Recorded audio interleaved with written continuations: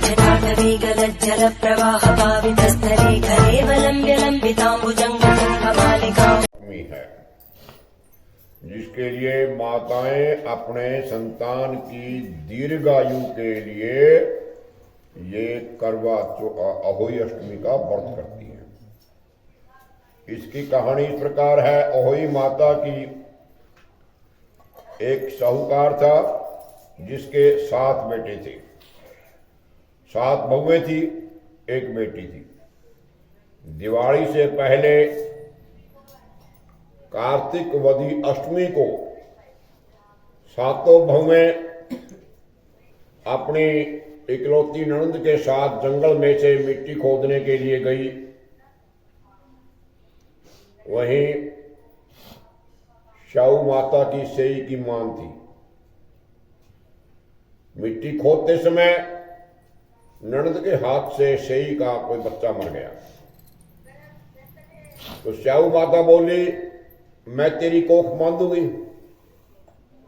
तो ननद अपनी 7 भाभियों से बोली कि तुम में से कोई भी मेरे बदले में अपनी कोख बंधवा ले। सब भाभियों ने अपनी कोख बंधवाने से इनकार कर दिया।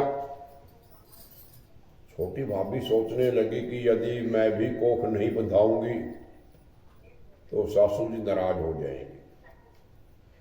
ऐसा विचार करके ननद के बदले में छोटी भाभी ने अपनी कोख बंधवा दी। फिर उसके बाद उसके जो भी बच्चा होता वो 7 दिन बाद मर जाता। एक दिन उसने पंडित को बुलवा करके पूछा कि मेरी संतान 7वें दिन क्यों मर जाती है।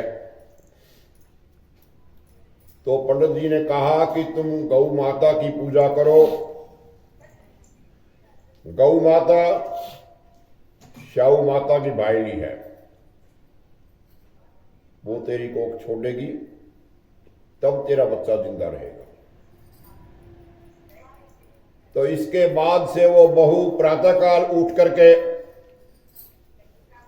चुपचाप गौ माता के नीचे सफाई आदि कराती रोजाना। सूरज निकलने से पहले पहले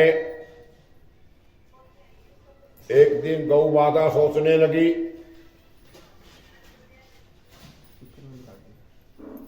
आजकल कौन मेरी इतनी सेवा कर रहा है, सो आज देखूंगी।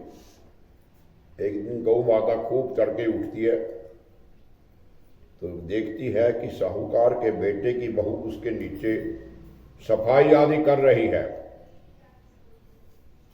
गौ माता उससे बोली, तू क्या चाहती है, क्या मांगती है। साहूकार की बहू बोली कि हे माता, शाहू माता तुम्हारी भाईड़ी है, तुम्हारी सहेली है, उसने मेरी कोख बांध रखी है, सो मेरी कोख खुलवा दो। गौ माता ने कहा, अच्छा। अब तो गौ माता उसे 7 समुद्र पार अपनी भाईडी के पास उसको लेकर चल दी। रास्ते में बहुत कड़ी धूप पड़ी थी, धूप थी। दोनों ही कुछ देर के लिए विश्राम करने के लिए एक पेड़ के नीचे बैठ गई। थोड़ी देर में एक सांप आया। उस पेड़ के ऊपर गरुड़ पंखड़ी का बच्चा था, उसको डसने लगा। तो साहूकार की बहू ने सांप को मार करके ढाल के नीचे दबा दिया और बच्चे को बचा लिया। थोड़ी देर में गरुड़ पंखड़ी आई तो वहां खून पड़ा देख करके साहूकार की बहू के चोंच मारने लगी।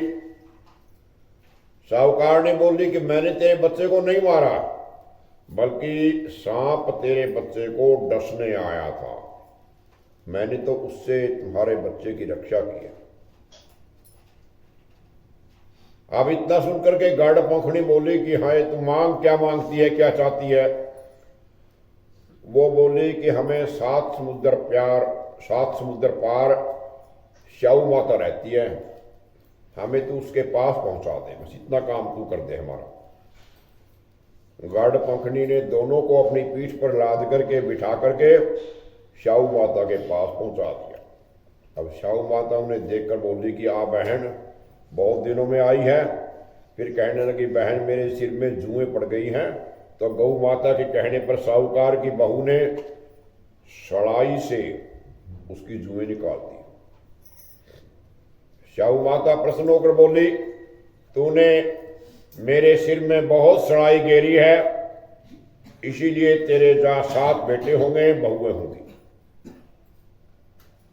वो बोली मेरे तो एक भी बेटा नहीं है, 7 बेटे कहां से होंगे। तो शाहू माता बोली जाओ मैंने वचन दे दिया अब तुमसे, अब मैं वचन से फिरूं तो धोबी के कुंड में कंकरी हूं। साहूकार की बहू बोली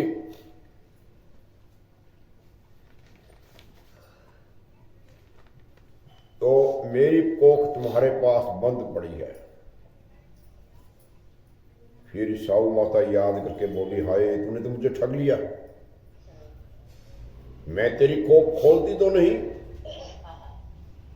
परंतु अब खोलनी पड़ेगी। जा तेरे घर तुझे 7 बेटे 7 बहुएं मिलेंगी, तू जाकर के उजमन करियो, 7 अहोई बना करके 7 कढ़ाई करियो।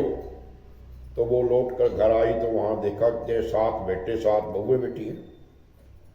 वो खुश हो गई, तो उसने 7 अहोई बना करके उजमन किया, 7 कढ़ाई की। रात्रि के समय जेठानियां आपस में कहने लगी कि जल्दी जल्दी धो पूजा कर लो, कहीं छोटी रानी जो है बच्चों को याद करके रोने लगेगी।